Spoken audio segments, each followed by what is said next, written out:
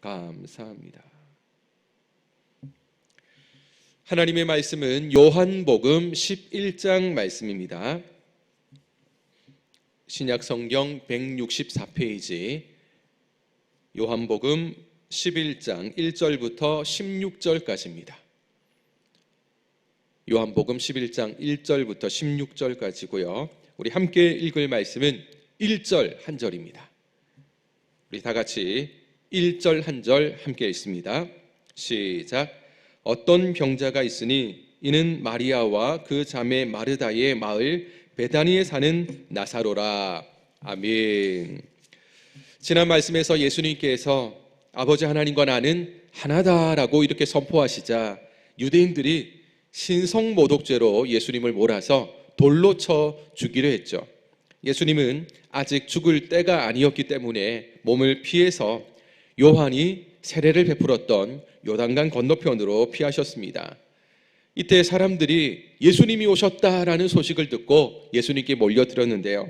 예수님의 말씀을 들은 많은 사람들이 예수님을 믿는 놀라운 기적의 역사를 우리가 함께 보았습니다. 이제 11장 말씀에서는 이 새로운 말씀이 펼쳐지는데요. 우리 1절, 2절, 오늘 본문 1절, 2절 다 같이 읽습니다. 시작. 어떤 병자가 있으니 이는 마리아와 그 자매 마르다의 마을 베다니에 사는 나사로라. 이 마리아는 향유를 주께 붓고 머리털로 주의 발을 닦던 자요, 병든 나사로는 그의 오라버니더라. 아멘. 한 병자를 소개합니다. 그 사람은 베다니에 사는 나사로다라고 말하는데, 나사로에게는 두 여동생이 있습니다. 마르다, 마리아, 이 두 자매도 소개를 하고 있습니다. 이들이 살고 있는 베다니는 요단강을 사이에 두고 동서로 나누어지는데, 이 삼남매가 사는 곳은 서편 베다니였습니다. 예루살렘으로부터 약 3km 정도 떨어진 곳인데요.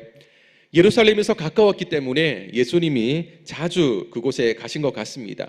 누가복음 10장 말씀에 보면 이 마르다가 예수님을 집으로 영접해서 식사를 대접하기 위해 준비를 하죠. 그때 동생 마리아가 예수님 발 앞에 말씀을 듣는 모습을 우리가 기억을 합니다. 바로 그 마리아가 오늘 본문 2절에 나오는 마리아인데요. 2절에 마리아를 소개하기를 향유를 주님께 붓고 머리털로 주의 발을 닦아드린 마리아다라고 이야기를 합니다. 요한복음 12장, 요한복음 다음 장 12장 말씀에 바로 이 마리아가 한 일이 자세하게 기록이 되어 있습니다. 나사로 삼남매는 예수님을 아주 사랑한 남매였습니다. 예수님 또한 이 삼남매를 아끼고 사랑했는데요. 그런데 이 가정에 안타까운 일이 발생합니다.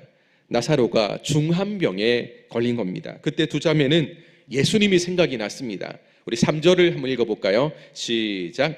이에 너희들이 예수께 사람을 보내어 이르되 주여 보시옵소서, 사랑하시는 자가 병들었나이다 하니. 사랑하는 자, 바로 나사로 오빠가 병에 걸렸는데 이 자매가 예수님이 생각이 난 겁니다. 예수님 좀 도와주십시오라고 사람을 보내어서 요청을 하죠. 우리 성도님들은 어떻습니까? 힘들고 어려운 순간에 마르다, 마리아 두 자매처럼 예수님이 먼저 생각이 나십니까? 예수님 앞에 엎드려 예수님께 도움을 구하십니까? 잘하는 분도 계실 테고요. 어떤 분들은 아직까지 이게 익숙해지지 않아가지고 세상이 먼저 생각이 나고 사람이 먼저 떠오르고 그럴 때도 있다는 거죠. 문제가 크든지 작든지 중요한 것은 힘들고 어려운 순간에는 누구를 찾습니까? 바로 주님을 찾아야 됩니다. 마르다, 마리아 자매도 예수님이 생각나서 예수님께 도움을 요청하고요, 사람을 보내어서 예수님의 오심을 간절히 구했죠. 예수님께서 나사로가 병에 걸렸다는 소식을 듣고 나사로의 이 질병에 걸린 원인, 이유를 이야기를 하십니다. 우리 4절 말씀입니다. 함께 읽습니다. 시작. 예수께서 들으시고 이르시되 이 병은 죽을 병이 아니라 하나님의 영광을 위함이요 하나님의 아들이 이로 말미암아 영광을 받게 하려 함이라 하시더라. 아멘. 예수님은 지금 나사로의 병에 대해서 말하기를 죽을 병이 아니다라고 말씀을 하시죠. 이 말씀은 나사로가 죽지 않는다라고 말한 것이 아니고요, 죽음 이후에 겪게 될 이 놀라운 마지막 경험을, 마지막 결과를 의미하는 것이다라고 볼 수 있습니다. 그래서 이 일로 말미암아 하나님이 영광을 받으실 것이고 결국 이 일을 행하신 예수님께서 영광을 받기 위함이다라고 성경은 기록을 하고 있습니다. 예수님이 참 아끼고 사랑하는 이 삼남매에게도 시련과 고통이 찾아오듯이 하나님의 백성인 성도에게도 시련과 고통은 찾아옵니다. 나사로처럼 질병일 수도 있고요, 경제적인 어려움일 수도 있습니다. 사람들은 고난이 찾아오면 어쨌든 빨리 이 고난을 벗어나기를 원하고 싶죠. 그런데 성도는 시련과 고통이 올 때 우리가 기억해야 할 것이 한 가지 있습니다. 왜 이 시련과 고통이 나에게 왔을까? 하나님이 왜 나에게 허락하셨을까? 하나님의 뜻이 무엇일까를 볼 수 있어야 된다는 것입니다. 고통은, 고난은 결코 우리가 원하는 것은 아닙니다. 결코 즐겁지도 않습니다. 그러나 우리는 이 고통, 고난을 통해서 더 단단한 믿음을 가질 수가 있습니다. 그리고 고난을 통해서 오늘 예수님이 말씀하신 것처럼 하나님이 영광을 받으신다는 거죠. 내가 겪는 이 고난은 의미 없는 고난이 아니다라는 겁니다.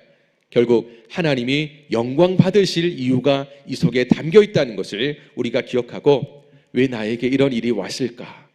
하나님 앞에 기도하면서 그 이유, 하나님의 뜻을 발견한다면 아마 이 고난 속에서도 하나님의 은혜를 경험하게 될 줄 믿습니다. 우리 오늘 본문 5절 6절입니다. 5절 6절 같이 읽습니다. 시작. 예수께서 본래 마르다와 그 동생 나사로를 사랑하시더니 나사로가 병들었다 함을 들으시고 그 계시던 곳에 이틀을 더 유하시고, 예수님께서 아주 사랑하는 사람들이었기 때문에 아프다, 질병에 걸렸다라는 소식을 들었다면 빨리 신속하게 만사를 제쳐놓고 가실 것 같았는데, 그런데 계시던 곳에서 이틀을 더 머무셨다라고 말씀을 합니다. 왜 이틀간 머무셨는지 우리는 잘 모릅니다. 그 이유는 말씀하지 않으니까요. 어떤 학자는 예수님께서 한창 복음을 전할 때였고 예수님이 십자가에 못 박혀 돌아가실 때가 얼마 남지 않았기 때문에 예수님이 마지막 이 복음 전하는 이 귀한 일을 열심히 감당하는 시간이었다라고 말하기도 합니다. 또 하나는 나사로의 병을 통해 하나님의 영광을 드러내기 위한 하나님의 때를 기다린 시간이 또 이 이틀일 수도 있다는 것을 우리가 추측을 해볼 수가 있습니다. 우리가 급한 문제가 생기면 하나님 앞에 기도하기 마련인데요, 하나님 앞에 기도하면서 급한 만큼 빨리 하나님 기도에 응답해 주십시오라고 구할 때가 많습니다. 그런데 문제 해결은 누구에게 달려 있습니까? 내가 하는 것이 아니라 하나님께서 하시는 일입니다. 다시 말해서 기도 응답은 하나님의 고유 권한이다라는 것이죠. 하나님께 달려 있는 겁니다. 하나님, 내 기도에 응답해 주십시오.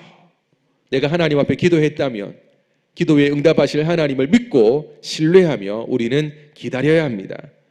하나님은 때를 기다리시다가 때가 되면 우리가 원했던 것보다 훨씬 좋은 것으로 응답해 주실 줄로 믿습니다. 바로 그것을 믿는 사람들은, 믿는 하나님의 백성은 하나님 앞에 기도할 때마다 조급해야 할 이유가 없습니다. 왜냐하면 내가 믿음으로 간구했으니 하나님께서 반드시 가장 좋은 때에 최선의 응답을 우리에게 베풀어 주실 줄 믿는 믿음이 있기 때문입니다. 오늘 그렇게 우리가 기도한다면 어떤 힘든 가운데서도 견딜 수가 있다는 것이죠. 오늘 본문 7절 8절도 같이 읽습니다. 시작. 그 후에 제자들에게 이르시되 유대로 다시 가자 하시니 제자들이 말하되 랍비여, 방금도 유대인들이 돌로 치려하였는데 또 그리로 가시려 하나이까. 제자들이 유대로 가자는 말에, 예수님 말씀에 깜짝 놀랐습니다. 왜냐하면 유대인들이 돌로 치료해서 우리가 이곳까지 피해서 왔는데 예수님 왜 다시 유대로 가시려 합니까? 정말 죽으시려고 그곳에 가시렵니까? 라고 아주 극구 만류하는 모습을 볼 수가 있습니다. 예수님이 이때 비유를 들어서 그 이유를 설명하시는데요, 우리 9절 10절입니다. 우리 2절 같이 읽습니다. 시작. 예수께서 대답하시되 낮이 12시간이 아니냐? 사람이 낮에 다니면 이 세상의 빛을 봄으로 실족하지 아니하고 밤에 다니면 빛이 그 사람 안에 없는 고로 실족하느니라. 아멘. 지금은 낮이다라는 것이죠. 여러분, 우리가 낮에 일을 합니다. 정상적인 일, 모든 행동들은 낮에 합니다. 다시 말해서 유대로 다시 가자라는 말에 제자들은 두려워했습니다. 그때 예수님은 내가 빛 아니냐, 빛을 비추는 내가 나와 함께하면 너희들도 그 어떤 대적자들도 나를 건드릴 수가 없다. 나와 함께하면 유대로 간다 할지라도, 나를 죽이려 하는 사람이 있다 할지라도 안전하다라는 것을 예수님이 강조하신 거죠. 지금 예수님은 하나님께서 맡기신 이 놀라운 하나님의 사역들을 지금 감당해야 된다라는 것을 말씀하신 겁니다. 이때 이 11절 말씀을 하시는데요, 11절입니다. 같이 읽습니다. 이 말씀을 하신 후에 또 이르시되 우리 친구 나사로가 잠들었도다. 그러나 내가 깨우러 가노라. 예수님은 나사로를 우리 친구로 이렇게 부르시면서 나사로와의 깊은 우정의 관계를 소개하고 있습니다. 그런데 나사로가 지금 죽었다라고 말씀합니다. 그런데 죽었다라고 말씀하시면서 잠들었다라고 말씀하기도 하죠. 죽었는데 잠들었다, 얼핏 보면 이해가 잘 되지 않습니다. 그러면서 내가 깨우러 간다라고 말씀합니다. 실제로는 죽은 나사로를 내가 살리러 간다라는 말씀이셨죠. 근데 우리도 얼핏 이해를 잘 못하듯이 제자들도 예수님의 말씀의 뜻을 다 깨닫지를 못했습니다. 그때 제자들이 질문하고 예수님이 다시 말씀하시는 것을 볼 수가 있는데요, 12절, 13절입니다. 다 같이 읽습니다. 시작. 제자들이 이르되 주여 잠들었으면 낫겠나이다 하더라. 예수는 그의 죽음을 가리켜 말씀하신 것이나 그들은 잠들어 쉬는 것을 가리켜 말씀하신 줄 생각하는지라. 제자들은 진짜 예수님 말씀처럼 나사로가 잠든 것으로 생각했죠. 그래서 말씀하기를 자고 있다면 깨우지 않아도 때가 되면 일어날 것인데 왜 우리가 굳이 목숨이 위태로울 수 있는 유대로 가시려고 합니까? 가만히 있으면 나사로 일어납니다. 우리가 왜 깨우러 갑니까? 예수님 그럴 이유 없지 않습니까? 라고 말씀을 합니다. 그러나 예수님은 죽음을 가리켜 말씀했다라고 말씀했지만 제자들이 깨닫지 못한 것을 예수님은 이야기합니다. 우리 오늘 본문 14절, 15절도 한 번 더 같이 읽습니다. 시작. 이에 예수께서 밝히 이르시되 나사로가 죽었느니라. 내가 거기 있지 아니한 것을 너희를 위하여 기뻐하노니 이는 너희로 믿게 하려 함이라. 그러나 그에게로 가자 하시니. 예수님은 직접적으로 이제 나사로가 진짜 죽었다라는 것을 제자들에게 알리시면서 이 모든 일은 제자들의 이 믿음을 위한 이름을 밝혀주셨습니다. 사실 제자들은 나사로가 정말 죽었는지 잠들었는지 알지 못했죠. 나사로가 있는 곳에 있지 않았기 때문입니다. 그러나 예수님은 공간을 초월해서 계시는 분이시기 때문에 이미 나사로가 죽은 사실을 다 알고 계셨습니다. 그리고 이 죽은 나사로를 다시 살리시는 것을 통해서 제자들을 통해 결국 제자들이 이 놀라운 일을 겪고 또 믿음의 눈으로 바라보면서 하나님 앞에 영광 돌리는 것을 보여주시기로 작정을 하셨죠. 결국 이 일은 하나님의 영광이 나타나는 일이었다는 것을 말씀하고 있습니다. 이제 오늘 우리가 읽은 본문의 마지막 16절을 같이 읽습니다. 시작. 디두모라고도 하는 도마가 다른 제자들에게 말하되 우리도 주와 함께 죽으러 가자 하니라. 아멘. 여기 디두모는 헬라식 이름입니다. 그리고 도마의 이야기도 같이 하죠. 도마는 아람어 이름을 말합니다. 다 똑같이 쌍둥이라는 의미가 있습니다. 아마 이 도마가 쌍둥이가 아니었을까라고 예측을 할 수가 있는데요. 어쨌든 이 도마는 예수님이 목숨을 걸고 유대로 올라가시려고 이제 결정을 했습니다. 예수님의 의지가 올라간다라는 그런 모습을 보이니까 제자들은 말조를 하지만 도마가 이제 비장한 각오로 제자들을 독려하죠. 뭐라고 독려합니까? 우리도 주와 함께 죽으러 가자.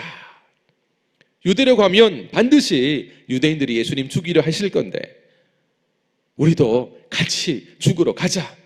함께 예수님과 가자라고 제자들을 독려합니다. 아무도 나서지 못하는데 주님과 함께 가기를 결단한 유일한 제자가 바로 이 도마였음을 말씀을 통해 볼 수가 있습니다.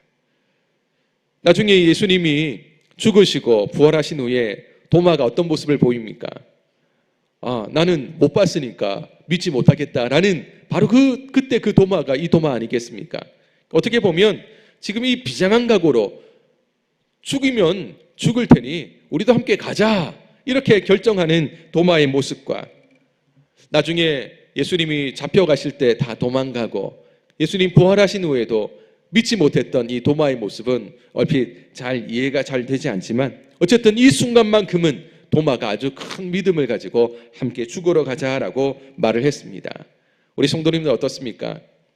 죽는 것에 대한 두려움이 사람들에게 다 있기 마련이지만 우리가 주님과 함께 죽고 주님과 함께 사는 것, 바로 이것이야말로 가장 영광스러운 일인 줄로 믿습니다.